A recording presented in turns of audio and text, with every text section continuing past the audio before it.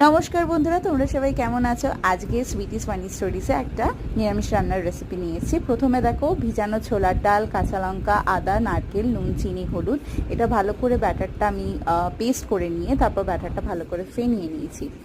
আমি একটু নুনটা দিয়েছি, নুনটা কম হয়েছিল। তারপর দেখো এখানে বড়াগুলো ভেজে রেখেছি। আচ্ছা, এই রান্নার মেন উপকরণ হচ্ছে পেঁপে, যেটা পরিমাণে আলুর থেকে একটু বেশি।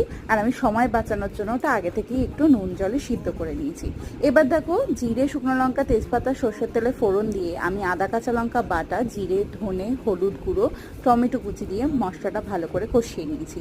দিয়েছি একটু সামান্য চিনি। তারপরে সিদ্ধ করা পেঁপে আর আলুটা আমি মিক্স করে দেবো।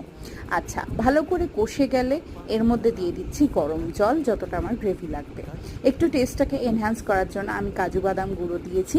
তারপরে দিয়েছি দেখো এখানে আমার ভাজা বড়াগুলো। নামানোর আগে ঘি আর গরম মশলা দিয়ে নামিয়ে। আমরা এবার